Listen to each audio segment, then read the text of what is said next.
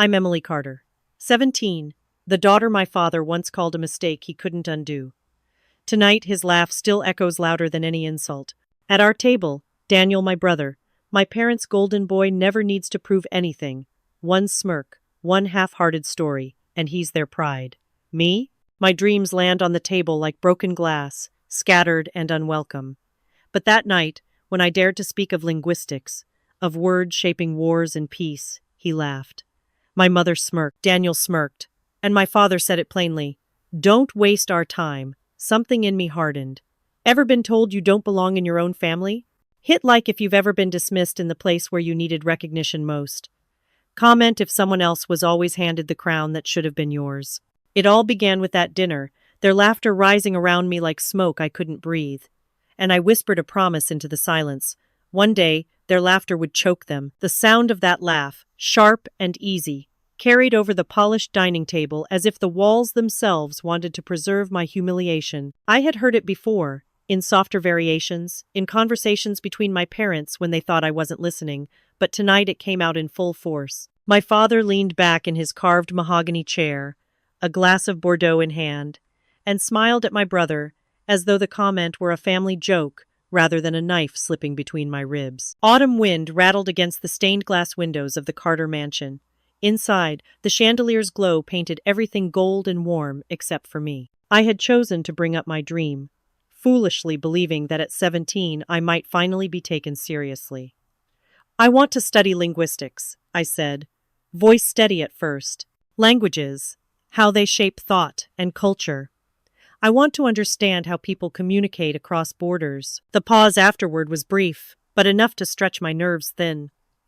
My father chuckled, then gave that line, the one that would stay with me for years. My mother tilted her head, her pearl earrings glinting, lips curved in that elegant, detached smile. She didn't bother with words. Her disdain was efficient. Daniel, 2 years older and already their golden boy, smirked as though he'd practiced it in the mirror for occasions exactly like this. Father set down his glass. Linguistics? Don't waste our time. He gestured to Daniel. Your brother's preparing to shadow one of my partners at the firm next month. Real work, Emily. That's a future. I forced myself not to shrink under his voice. Daniel leaned in, basking in the praise, recounting some trivial accomplishment at his prep school. He had convinced a debate coach to let him skip practice for a charity event apparently enough to earn Father's admiration. That's initiative, Father said proudly. The contrast was clear. Daniel's smallest gestures inflated, my largest dreams dismissed. I tried again, softly. Words shape decisions. Wars, peace treaties, even the contracts you sign, everyday language defines power. Victoria raised her glass. You sound like a professor already, she murmured. Then, with deliberate precision, she added, Professors don't build legacies. She clinked her glass against Daniel's, ignoring mine altogether. The air at the table shifted. Father's laugh roared again, this time joined by Daniel's practiced chuckle and Mother's thin, melodic tone. It was a chorus, rehearsed and merciless. I felt my face heat, my throat tighten, but I stayed still. Stillness was my only weapon that night. The roast lamb grew cold on my plate. The silverware gleamed, untouched, and I caught my reflection in the curved back of my spoon, distorted, stretched, a girl out of place at her own family's table. Daniel bragged about being invited to a weekend yacht trip with influential friends. Father leaned in eagerly, soaking up every detail, while I sat invisible. A servant cleared plates. My chair scraped quietly as I pushed back, excusing myself. No one stopped me. Their laughter followed, a living thing crawling up the staircase with me, echoing along the hall's portraits of ancestors whose eyes seemed to agree with my parents' judgment. I reached my room, shut the door, and leaned against the heavy oak. The silence was deafening after the noise of their joy. My chest ached with the familiar pressure of wanting to be seen, to be heard. I walked to the mirror above my desk, the one place where I could confront the girl they refused to acknowledge. My own eyes looked back tired, wounded, but stubborn. One day, I whispered, tasting the promise like iron, their laughter will choke them. Daniel Carter never earned his crown, but he wore it like it was forged for him. The chandeliers in the ballroom blazed that November evening, scattering light across marble floors polished so perfectly. They mirrored the glittering gowns and pressed suits of New York's elite. I stood at the edge of the spectacle, pressed against a column, a glass of sparkling water in my hand, while champagne flutes clinked and laughter burst from every corner. Tonight was Daniel's 17th birthday, and my parents had transformed the Carter mansion into a cathedral of excess for their golden boy. The air smelled of imported roses and expensive cologne. My father, Charles, guided guests through the room as though he were presenting a royal court. "Our son," he announced, hand heavy on Daniel's shoulder, "has proven himself beyond expectation." No one questioned what those expectations were. The name Carter was currency enough. My mother, Victoria, floated beside them, her smile flawless, a diamond necklace throwing shards of light. They made sure every guest saw Daniel not as a boy turning 17, but as a prince anointed. Then came the gift, a brand new BMW, gleaming white beneath the soft lighting outside the mansion. Guests were ushered out to witness the unveiling, as if this were a coronation. Daniel feigned surprise, though his smirk betrayed he had known all along. He slid into the driver's seat, revving the engine until it roared against the crisp night. My parents applauded, the crowd applauded, and even the wind seemed to bend in deference. I clapped once, quietly, so no one could hear. The party swelled back inside, violins playing, glasses filling. I drifted from corner to corner, unnoticed, while Daniel basked in the endless praise of classmates and socialites. He wore his new crown easily. Every handshake, every laugh, every nod of approval fed the illusion that he was destined for more. I caught my reflection in a gilt-framed mirrored dark dress, tired eyes, a shadow at the edge of his stage. Later, when the last guests had left and the house began to quiet, I heard the engine scream again outside.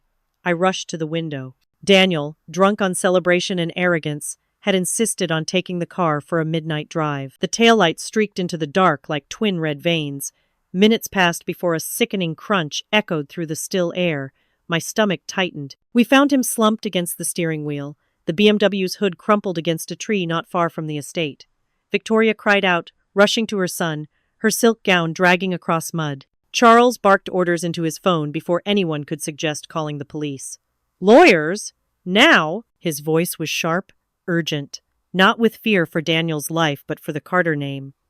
I stood a few steps back, shivering in the cold, watching the performance of concern that disguised itself as love. Daniel stirred, groggy but alive. Relief swept through them, not gratitude but entitlement affirmed. Even fate bent around the Carters. By morning, the wreck was gone. Charles moved with ruthless efficiency, ensuring photographs were destroyed, reports suppressed. "Boys will be boys," I heard him tell someone over the phone. "Nothing to see here." Victoria tended to Daniel as if he were a wounded king, pressing soup to his lips, cooing over every groan. I brought tea to the room once, but no one looked at me. A week later, a new BMW, identical to the wrecked one, sat polished in the driveway. Its presence was an erasure of the accident, a monument to wealth's ability to rewrite truth. Neighbors whispered, students speculated, but soon even the rumors died. Silence was bought and sealed. Daniel posed beside his new car for a photograph, flashing the same grin he had the night of the party. Father clapped him on the back. Mother adjusted his collar. The world was restored to order, their order. I lingered in the hallway that evening, half hidden, listening as my father's voice carried through the study door. His words were not for me, never for me, but they reached me anyway, each syllable deliberate. What family wouldn't protect its heir? The sentence hung in the air like smoke, curling into my lungs, bitter and undeniable. It was then I understood. I wasn't part of that family. I was their shadow, tolerated but unnecessary, standing outside their circle of protection. And one day, I promised myself, I would make them see it. When I held my scholarship letter, I thought for once they'd see me. The envelope had arrived in the late spring, a crisp white rectangle bearing the Georgetown seal, its weight more than paper, more than ink. It was possibility folded into an envelope, recognition shaped into sentences that promised a life beyond the gilded walls of the Carter mansion. My hands trembled when I tore it open and read, "Full scholarship in linguistics." It was the word full that nearly broke me. It meant I had done this on my own, with no favors, no family name, no shield of money. For once, I imagined, they would have to look at me not as a mistake or a burden, but as something undeniable. The sun had already set, the mansion quiet except for the clinking of glasses from the dining room where my parents lingered over wine. I pressed the letter to my chest, heart thudding with hope. The humiliation of that autumn night, my father's laughter ringing at the dinner table, had haunted me. Tonight would erase that echo. I hurried down the hallway, footsteps quick against the polished floor, rehearsing how I would say it. I did it. I'm going to Georgetown. I earned this. They sat together under golden light, Charles reading the Wall Street Journal, Victoria scrolling through her phone, Daniel lounging with his smirk as if every chair in the world was a throne. I stood at the threshold, breathless. I got it, I blurted. They looked up, faintly annoyed by interruption. A full scholarship, Georgetown University, linguistics. Victoria lowered her phone, her eyes sweeping over me with the same detached elegance she used to assess the wine list at a restaurant. Oh, that's practical, her tone carved into me. Practical, as if it were the consolation prize at a county fair. Charles folded his paper with the exaggerated patience of a man forced to acknowledge something irrelevant. At least it saves us money. He set the journal aside, already reaching for his glass. Though linguistics? Really, Emily? His mouth twitched in the same half-smile he wore when mocking a weak headline. You've always liked words. I suppose there's some use for that somewhere. Daniel leaned forward, eyes bright with mockery. Funny, I just got my legacy admission confirmed. Princeton's practically begging me. His grin widened. Not that it was ever in doubt. Carters belong there. It's tradition. The air grew thick. I held out the letter, a physical shield of accomplishment, but their eyes slid off it, as though it were invisible. My father raised his glass toward Daniel. To the future of the family, he said. Victoria clinked her glass against his. Daniel smirked and drank. I stood there, letter trembling in my hand, while the sound of their laughter rose and filled the room. They chuckled softly about our practical daughter, as though I were a household appliance, something functional and unremarkable. Their words folded around me, sharper than knives. My cheeks burned, but I refused to let tears fall before them. Dinner resumed without me. Plates were filled, glasses emptied, and I slipped away, clutching my letter, as though it might dissolve if I let go. Upstairs, the hall was dim, shadows stretching long against the walls. I entered my room and closed the door, pressing my back against it as if keeping their voices out. The laughter still echoed, muffled but persistent, like a poison that seeps through every crack. I spread the letter across my desk, reading the lines again and again, forcing myself to see the words that proved I had value. Yet the sting of their dismissal was stronger. My triumph had been turned to dust the moment it touched their world. I sat on the edge of my bed, whispering into the stillness, my voice raw but steady. If I can't be their pride, I'll build a world where I don't need them. And in that whisper, for the first time, defiance sounded louder than their laughter. Professor Graham didn't see a disappointment. He saw potential.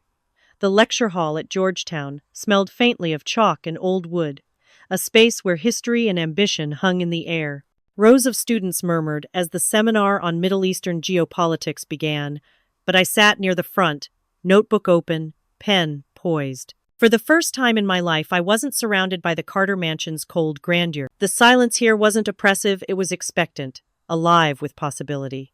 Professor Richard Graham, tall and sharp-eyed, adjusted his glasses as he scanned the room. His questions always came unannounced, thrown like darts to see who flinched. Who here can summarize the role of Persian influence in modern Central Asia? He asked, voice cutting through the quiet. Hands hesitated, shuffled.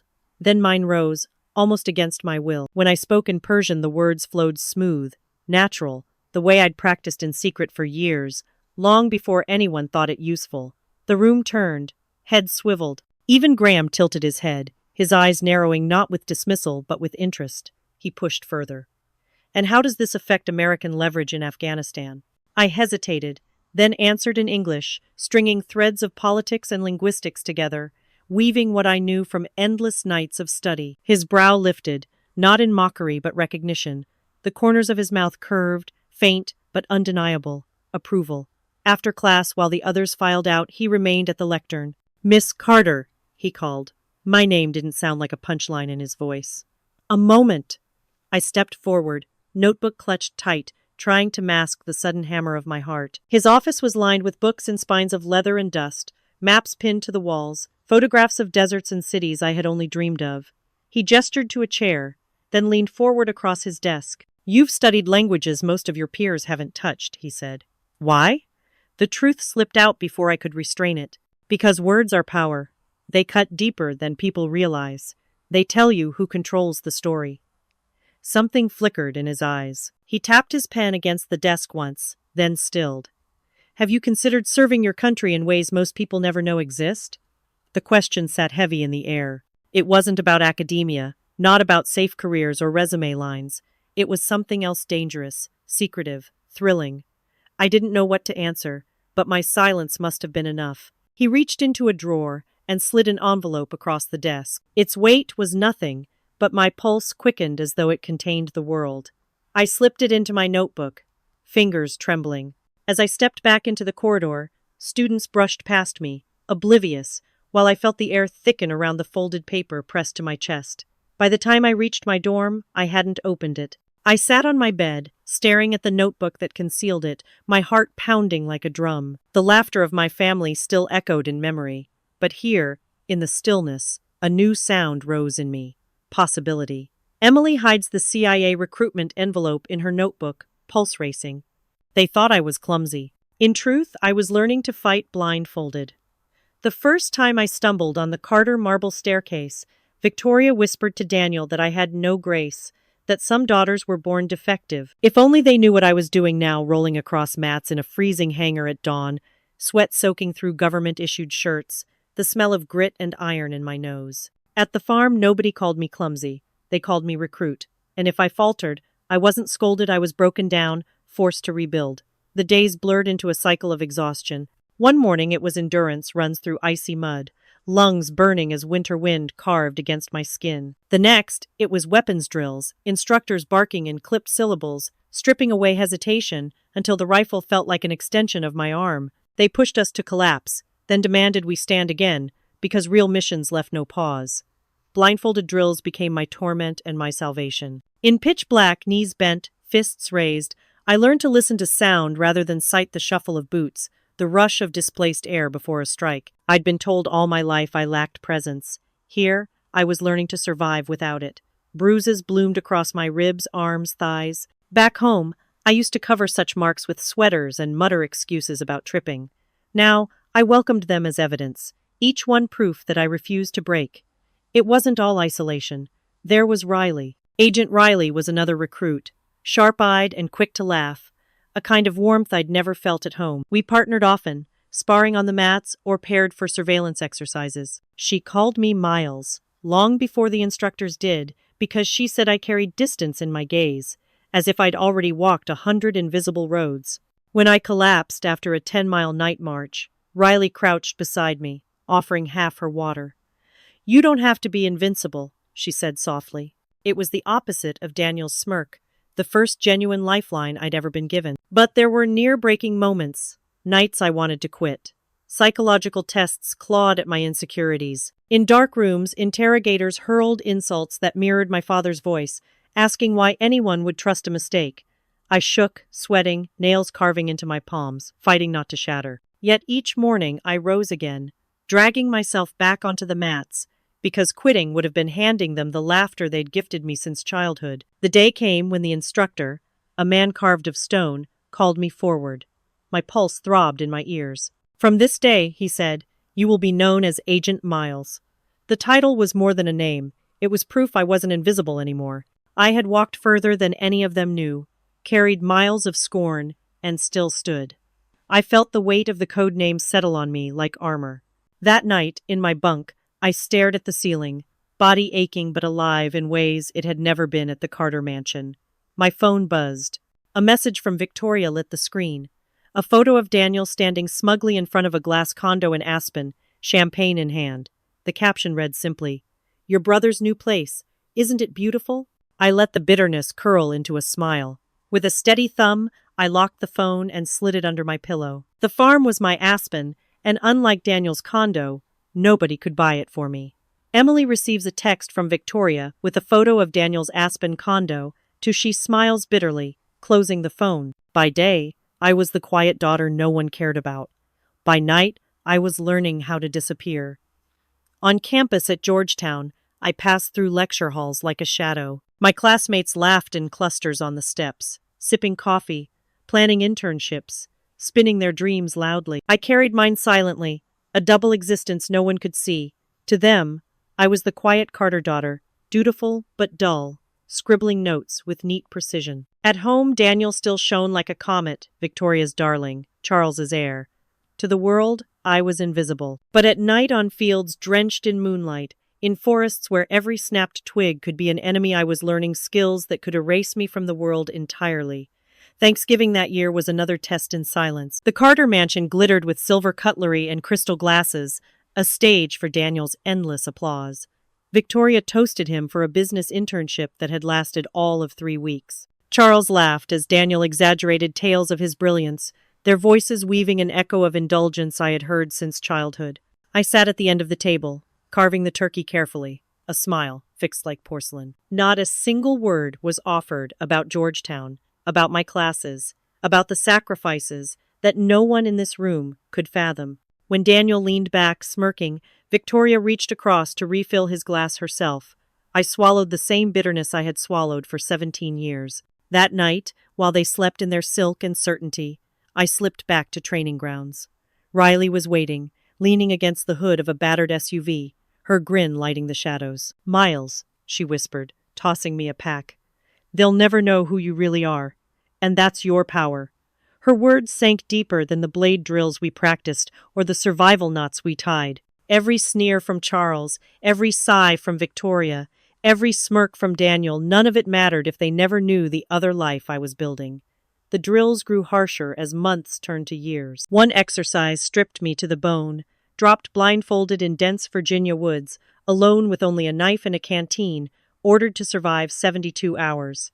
Hunger gnawed until my hands shook. Rain slashed my face, mud caked my skin, and night stretched long with the sound of coyotes weaving through the dark. But I remembered every insult, every smothered laugh, every time my parents pretended I wasn't worth pride. I cut branches for shelter, found berries, boiled water in tin, let the rhythm of endurance become its own kind of defiance. When I staggered out of those woods on the final morning, the instructor's nod meant more than any Carter toast. The double life sharpened me. In the daylight, I sat in libraries, highlighting textbooks, exchanging polite nods with professors who thought I was merely diligent. At night, I disappeared into drills that bent body and mind. I learned to vanish into crowds, to memorize a room's exits, to slip locks quietly. Riley's friendship steadied me, her laughter filling the hollow spaces where a sister's might have been. Together, we joked in whispers about covers and codes, though beneath it I felt the weight of secrecy pressing heavier than any academic exam. One evening, as I finally collapsed on my dorm bed after drills, my phone buzzed. Victoria's name lit the screen. Her voice, honeyed with disdain, poured through the line. "Emily, you're so plain compared to your brother. At least he gives us something to brag about." I let her words hang in the air, sharp as glass, then lowered the phone and pressed the red button. No reply. Just silence, my shield, my choice. Emily silently closes the phone. Daniel was celebrating a ski condo in Aspen. I was tailing a man who could destroy a nation. The air in Warsaw cut sharper than any Thanksgiving memory, cold enough to sting the lungs and bite through coats. Neon lights bled across wet cobblestones, footsteps echoing between gray blocks of concrete still scarred by history. I wasn't the invisible Carter daughter here. I was Agent Miles, an operative with a dossier in hand, a mission clear, and a handler's voice in my ear reminding me that failure wasn't an option. Our target, a diplomat whose charm masked a reputation for whispers in arms markets, moved with the polished arrogance of someone untouchable. But his arrogance was what made him sloppy. He switched between languages carelessly, phone pressed to his ear, as he slipped into quiet cafes or lingered near Riverwalk benches. That night, his mistake was choosing Farsi. My ears caught the cadence instantly, a dialect too sharp, too urgent to be a casual call. I whispered the translation into my mic, each syllable tumbling low and fast. "The shipment arrives 3 days early. Port of Gdansk." The words were enough to set handlers into motion. Riley's voice broke through the static, a hiss of approval. "Good catch, Miles." In that moment, years of ridicule, laughter, dismissal, all of it condensed into one clear affirmation. I wasn't the daughter they ignored at dinners anymore. I was the reason a meeting meant to exchange arms never happened. The night swelled with tension. A rendezvous point had been compromised, and our team pivoted only because I had caught the nuance of urgency in a single phrase. Our handler, a man whose compliments were rarer than sunshine in Warsaw's winter, glanced at me across the safe house later.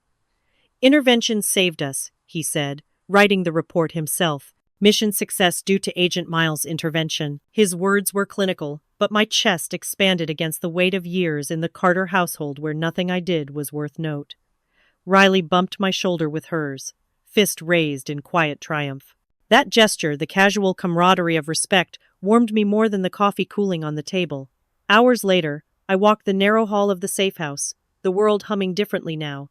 I dialed home, an instinct I still hadn't killed. The connection crackled across continents until Daniel's voice filled the line, smug and bright with champagne. "New condo, new car. What about you?" He was bragging as if life itself existed only to applaud him.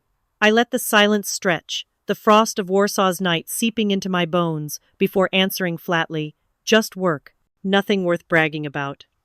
Emily flatly, "Just work. Nothing worth bragging about." The scar on my arm wasn't from clumsiness. It was from surviving a knife drill. The country club sparkled with chandeliers and clinking glassware, the kind of place where reputations gleamed more than silver platters.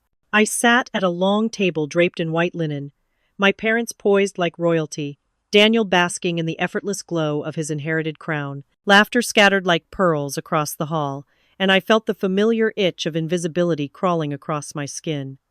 I tugged at my sleeve, but too late Victoria's eyes landed on the faint scar near my wrist. "What happened?" she asked, her voice just loud enough for the table to hear. A question laced with performative concern, designed to display maternal vigilance before acquaintances. I lied easily. The cover story practiced as much as any field drill. "Cabinet accident at work," I said, keeping my tone light, dismissive. Charles leaned back, swirling the wine in his glass, sneer curling at the edge of his lips. "Figures. Always clumsy." The chuckle that followed was joined by Daniel's smirk, a chorus rehearsed since childhood. No one at that table would ever imagine the scar had been earned under fluorescent lights, the air sharp with sweat and steel, me dodging a blade in a drill that left me gasping but unbroken. The conversation shifted, as it always did, to Daniel. Acquaintances leaned forward, eager to be included in the orbit of his charm. They toasted his latest venture, his trips, his endless stream of shiny acquisitions. But as the wine poured and the laughter swelled, a whisper leaked into the cracks. Two men at the end of the table, old family friends, murmured just loud enough for my ears. Strange how that story disappeared from the papers. I knew exactly what they meant. Daniel's accident, the car wrapped around a tree, the scandal that never made it past rumor. Charles's lawyers had scrubbed it, their influence erasing evidence the way winter snow buried footprints. Victoria leaned forward quickly, slicing through the whispers with her own laughter, steering the conversation to safer shores.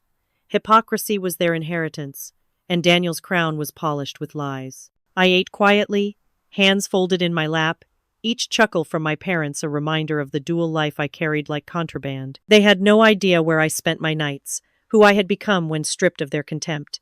To them, I was still the clumsy, practical daughter. But beneath their laughter lay my secret, scars earned in battle, not in kitchen cabinets. The vibration in my pocket jolted me mid-thought. A soft buzz, unmistakable. Not a text from a friend, not a family note, it was the secure line, the one that meant urgency. I stood, murmuring a polite excuse. "I have to file reports," I said, smiling faintly, as if bureaucratic paperwork were the dullest reason to leave a dinner. But my pulse surged as I walked away, the phone warming in my palm. This wasn't paperwork. This was an urgent mission call. Emily excuses herself. I have to file reports. To really an urgent mission call. I only knew about the gala because Daniel bragged on Instagram. The glow of my phone lit the dim corners of my DC apartment, its cracked screen reflecting back a face my family never bothered to frame in their gilded halls. I scrolled, thumb dragging against the glass, through Daniel's curated kingdom of validation. There he was smiling in a tuxedo tailored within an inch of its seams, champagne in hand, hashtags littered with arrogance. Number Big Night, number Carter Legacy, number Crown Unshaken. The gala wasn't just another event, it was their altar, where they paraded power, money, and Daniel's birthright. Their laughter echoing across crystal chandeliers I hadn't been invited beneath. I felt the familiar swell of that laugh in my ribs, the one from childhood dinners where mistake rolled so easily off my father's tongue. Daniel's captions read like taunts. He didn't have to mention me. Exclusion was its own kind of cruelty. The ringtone buzzed, Riley's voice crackling through the line. "You're not seriously thinking about it, are you? Don't risk exposure, Miles. You don't need them anymore." She was steady, pragmatic, the tether that often kept me from storms. But tonight her warning felt like chains, heavy, cold. I turned from the phone, eyes falling on the garment bag hanging in the corner of the room. It had been there for weeks, untouched, a quiet promise to myself I hadn't dared break. "One last time," I murmured, more to the silence than to Riley. "I need to see it for myself." The click of the zipper split the night.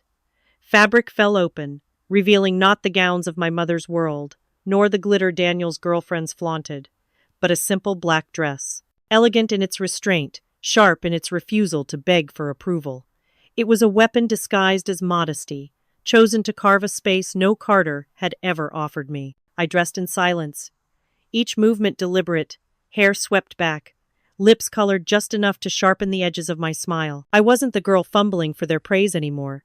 I was the woman who had tracked diplomats in foreign cities, who had endured blindfolds in the woods and knives grazing her arm. The black dress fit differently than the gowns they had mocked me in as a child. It fit like armor.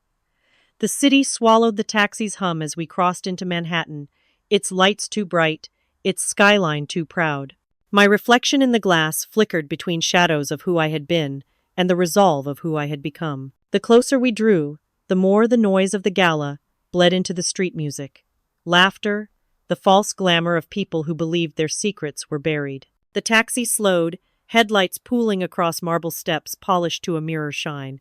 Cameras flashed as strangers posed in gowns worth more than most lives. My pulse pressed hard against my ribs. I reached for the door handle, the leather seat groaning beneath my shift of weight. And then I stepped out into the night, the glittering Manhattan hotel towering before me, its golden doors yawning open like the mouth of a beast I'd chosen to enter. Emily steps out of taxi in front of glittering Manhattan hotel. They didn't just ignore me that night. They laughed. The ballroom was a cathedral of excess, every crystal chandelier dripping with light, every polished floorboard gleaming as if reflecting the Carter name itself. I walked in without announcement, my black dress drawing no attention compared to the gowns stitched in diamonds and the tuxedos pressed with generational power. But I felt every gaze flicker when I moved, even if they didn't recognize me as one of them. I was a Carter, after all, though they had spent years making sure I never forgot I was the wrong kind.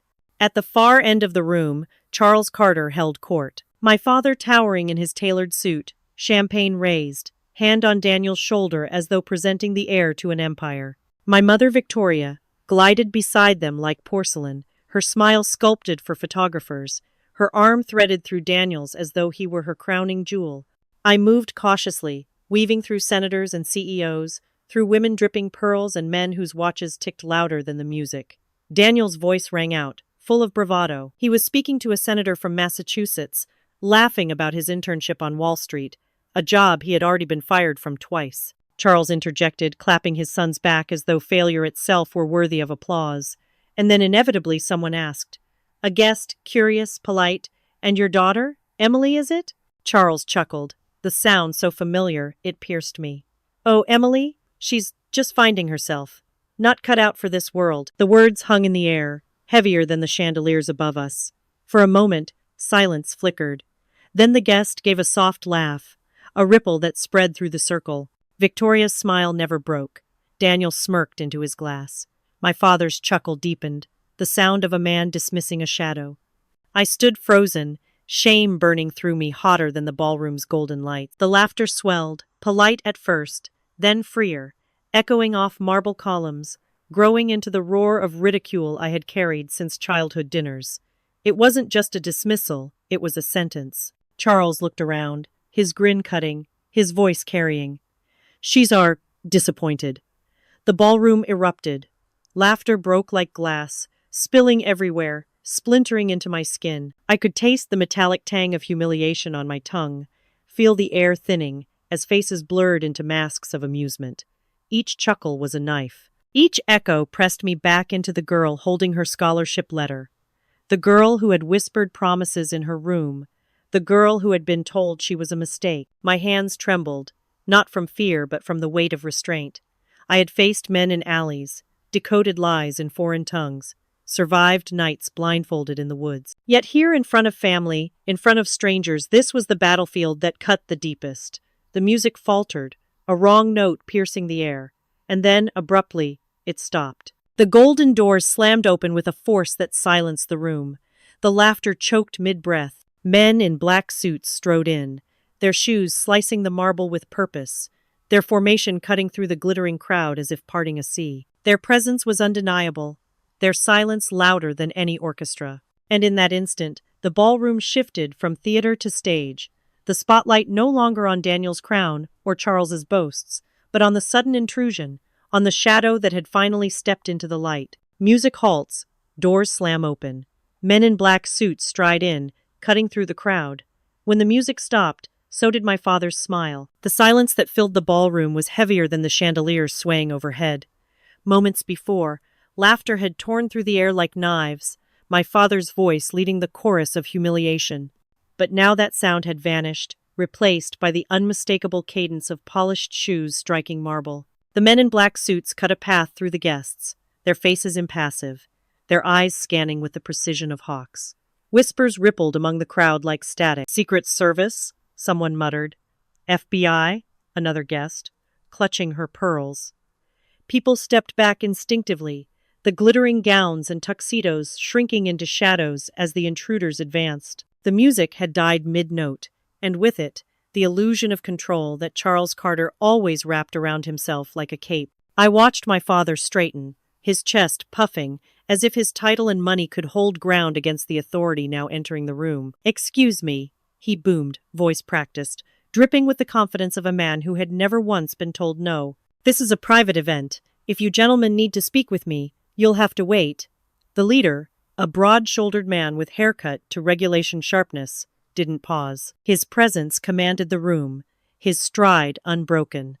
He wore no name tag, carried no visible badge, but his authority was written in the way the other agents mirrored his pace. He stopped only when he stood directly in front of me. I felt the crowd's collective intake of breath, dozens of eyes burning into my back. My father's voice faltered as if snagging on something unseen. Victoria clutched Daniel's arm tighter, her smile fixed but cracking at the edges. Daniel, for once, didn't smirk. He stared, confusion bending his perfect mask into something raw. The man spoke with clarity that shattered the silence. "Agent Miles," he said, his voice deep and unflinching. "The director needs you, now." The words detonated in the room. Gasps erupted, sharp and disbelieving. A woman dropped her champagne glass. It shattered, the sound swallowed by the shock that rippled outward. Murmurs surged. "Agent? Miles?" Faces twisted toward me with suspicion, awe, fear. I felt the weight of it press against me, but instead of bowing, I lifted my chin. My hands no longer trembled. The years of laughter, of being dismissed as clumsy, plain, invisible, each insult crystallized into this moment. The power had shifted, and every guest in the room knew it. I turned, slowly, deliberately, to face my family. Charles's jaw had gone slack, his smile erased, his eyes darting as though searching for a script that didn't exist. Victoria's hand slipped from Daniel's sleeve, her composure collapsing into disbelief. Daniel, the golden boy, looked as though the crown had been ripped from his head by invisible hands. The air thickened with their silence, their frozen stares. For the first time in my life, they didn't laugh. Gasps ripple through the crowd. Emily lifts her chin and turns to face her stunned family. For the first time, I saw fear in their eyes, and it was because of me. The hush in the ballroom still clung to the walls, thick as fog. My father's smile had already broken in Chapter 11, but now it was something worse and unraveling. A man grasping at air where his pride used to be. The crowd had drawn back into two perfect halves, leaving a corridor between the chandeliers and champagne tables. Down that corridor came Director Hayes. He wasn't loud, he didn't need to be. His very presence shifted the atmosphere, his measured steps louder than any applause I'd ever heard in this room. His suit was plain, but his authority radiated. He walked past senators, CEOs, socialites in glittering gowns, past Charles Carter, who had spent decades ensuring no one ever ignored him. Hayes didn't so much as glance at him. Charles tried to recover, his voice cracking like glass under pressure. "You can't just, she's my daughter." His words hung in the air, desperate and small. No one moved to support him. No guest offered a sympathetic nod. Victoria's hand trembled against her pearls, her lipstick smile quivering as though it might hold back the panic etched into her face. Daniel, always the golden boy, looked suddenly like a child without a script. His posture sagged under the weight of a truth he couldn't spin. I stood still, my breath measured. For years I had been a shadow in their world, mocked, belittled, forgotten. But tonight the shadow had grown teeth. Hayes didn't even slow as he reached me, his eyes steady, cutting through the room's tension like a blade. "Walk with me," he said. The command wasn't loud, but it didn't need to be. It was final, indisputable. I felt every gaze follow me as I moved. The agents formed around me in silent precision, their presence and armor stronger than any family name. Charles reached out a hand, half pleading, half demanding, but no one gave him the stage. His power had evaporated, leaving only a man in a tuxedo with nothing to cling to. Victoria whispered, "Emily," barely audible, her voice cracking under years of polished elegance. Daniel's mouth opened as if to speak, but no words came. For once, their roles had no lines. The weight of the ballroom pressed against my back as I stepped away from them, Hayes at my side. I didn't glance back. I didn't need to. Their silence was louder than their laughter had ever been. The grand doors closed behind us, muffling the gasps and whispers, sealing in the ruin of the Carter image. Outside, the night air hit cold and sharp, the street alive with flashing lights. Black SUVs waited at the curb, engines humming. The agents opened a door, and I slid into the leather interior. The door shut, and the noise of the city dulled. For the first time in years, I wasn't shrinking into silence. I was inhabiting it. Then my phone lit up, vibrating violently, over and over. Charles, Victoria, Daniel. Their names stacked like accusations, like a tower of panic. I didn't answer. Emily sits inside secure SUV, phone buzzing non-stop with desperate calls from family. While they scrambled for answers, I was already working across continents. Langley's briefing room glowed under fluorescent lights. Maps stretched across digital screens, pins marking cities I'd once only read about in textbooks. My notepad filled with coded shorthand as Director Hayes outlined the stakes of our next Eastern Europe operation. Riley leaned against the table beside me, her grin sharp with energy, tossing me a piece of gum as if this were just another classroom. But this was no classroom. This was the world's undercurrent, and I was in it. The hum of machines, the sterile air, the way no one second-guessed my presence, all of it contrasted so violently with the chaos unfolding hours away at the Carter estate. While my family's phones burned red with unanswered calls, mine lay silent in a drawer. My life had already shifted into another orbit. Across the ocean of my past, the mansion echoed with fury. Charles paced before the fireplace, his phone clenched so tight his knuckles blanched. His voice bellowed through the halls, demanding answers from senators, CEOs, even old classmates in high offices. "You must know something. She's my daughter." Every reply cut him deeper. Classified. Need to know. No such person exists. Victoria sat rigid on the velvet couch, pearls trembling in her hand, mascara smudging from tears she never wanted anyone to see. She had built her life on appearances, and now no performance could restore the illusion. Daniel stormed in and out of rooms, phone in hand, shouting at contacts who wouldn't return his calls, as if his charm could break into the fortress of secrecy. But Langley didn't bend to charm, or wealth, or legacy. For the first time, their empire meant nothing. Their reach stopped at the mansion gates. Mine stretched across borders. At headquarters, Riley nudged me during the break, whispering, "Your father's name came up in chatter today. He's making a mess in New York. But you, Miles, you're untouchable now." I smirked, though the weight of those words pressed into me like steel. I wasn't their disappointment anymore. I was something they couldn't even define. The climax came not with a headline or a scandal, but with the private implosion of a man who had built his entire life on control. Charles Carter hurled his phone into the fireplace, the screen shattering and sparks roaring. "She was nothing.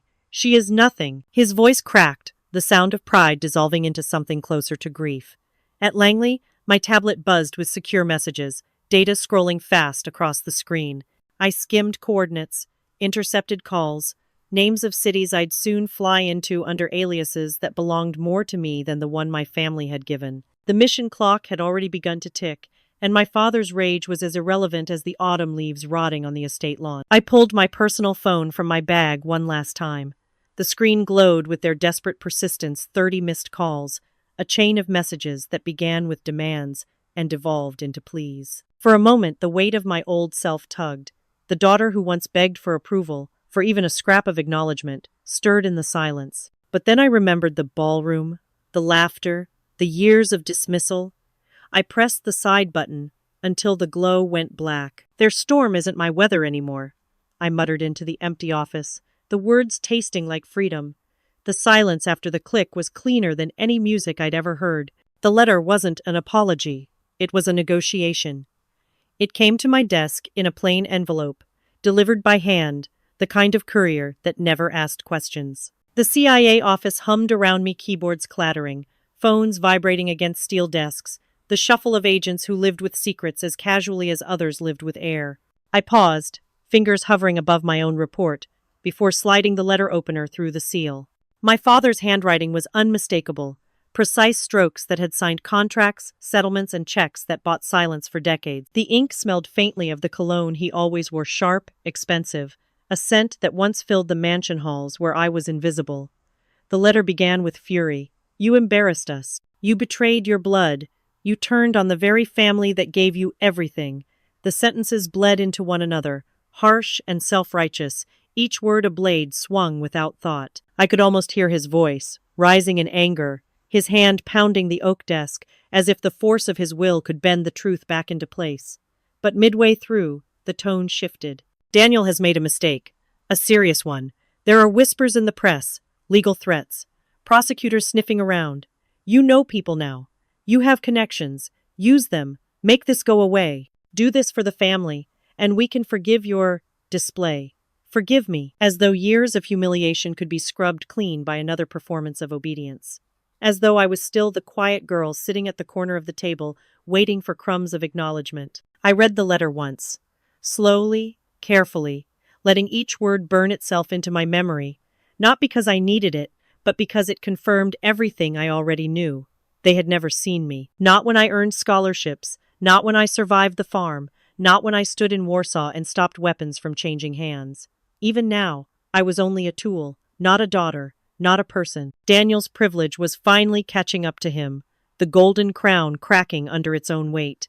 And my father's solution was not to let him fall, but to command me to clean the mess. I folded the letter into neat thirds, pressing the crease with deliberate calm. I placed it on the edge of the desk and set my coffee mug on top, as if it were nothing more than scratch paper. My hands didn't shake. My chest didn't tighten. There was no sting this time. Only the cool clarity of distance. The office window reflected the world map pinned across the far wall, red lines tracing operations, pins marking places I had touched and lives I had altered. That was my landscape now, not the mansion, not the estate, not the brittle pride of a family who could never see past their own reflections. Behind me the letter waited, its words already irrelevant. Ahead the map stretched vast and endless, each border a possibility. I turned my chair toward it, the hum of the office blending with the steady beat of my own pulse. The letter lay abandoned behind me. I spent years begging for a seat at their table. I never realized I was meant to build my own. Spring sunlight streamed through the tall windows of Langley's main conference room, softening the edge of steel chairs and digital maps flickering across the walls. The air carried the faint tang of burnt coffee and paper, a comfortingly ordinary scent inside a place where nothing was ordinary. I slid into my seat, not at the far corner where shadows lived, but near the center, shoulder to shoulder with colleagues who didn't know me as the disappointment. To them, I was Agent Miles, and that name carried weight. The morning briefing buzzed with controlled energy. Analysts shuffled through satellite images, linguists murmured translations, operatives compared notes on recent intercepts. It was a world stitched together by urgency and trust, where every voice mattered because silence could cost lives. Riley caught my eye across the table, flashing that familiar half-grin. No words were needed. In his gaze, I saw recognition, the kind that never once lived in my parents' eyes. We had bled through training drills, sweated through late-night debriefs, carried one another's exhaustion like a pack. He wasn't a brother, but something stronger. An ally who never needed me to prove my worth. Director Hayes entered, his presence quiet but commanding. Conversations ebbed. He carried no theatrics, no need to bellow to establish authority. His eyes swept the room, settling on me. "Agent Miles," he said, voice steady, deliberate. Lead the analysis. The words landed like a seal breaking.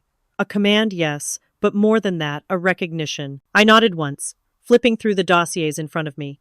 Farsi text scrolled across a screen. My translation followed without hesitation. My commentary shaped the discussion. My analysis refined the next steps. I wasn't invisible. I wasn't dismissed. I was trusted. Coffee warmed my palms as I leaned back for a moment, listening to the hum of the room. These were not strangers. This was not borrowed respect. This was a family built on choice, not blood. For years, I had tried to bend myself into a mold that would never accept me. I had begged for acknowledgement from voices that only knew laughter and scorn. Here, I no longer begged. I contributed, I mattered, and the weight of that realization lifted something heavy I hadn't even known I was still carrying. My gaze drifted to the wide map glowing across the wall. Territories in flux, borders restless with tension. The room pulsed with collective determination, every person here stitched into a web larger than themselves, and I was part of it. For the first time in my life, I felt the ground beneath me as solid as stone. A sudden alarm cut through the conference, sharp and immediate. Screens shifted, red text flashing with urgency. Another crisis was unfolding, another mission. My colleagues straightened, focus hardening into resolve. I felt a smile tug at my lips. The old hunger for belonging had finally quieted, replaced by something steadier. Purpose. Time to get to work. The Carter family's empire of pretense crumbled under the weight of truth, while the daughter they had mocked found strength in places they could never touch. Justice did not roar in an instant, but arrived like a slow, steady tide, drowning arrogance and lifting resilience into the light. When injustice is met with unwavering courage, the final verdict can echo through a lifetime. No wall of lies can stand forever against the tide of truth. If you found power in this story, don't forget to like, share, subscribe, and leave your thoughts in the comments. Type 1 if you felt the resonance of Emily's fight, or 2 if you believe her journey left something undone.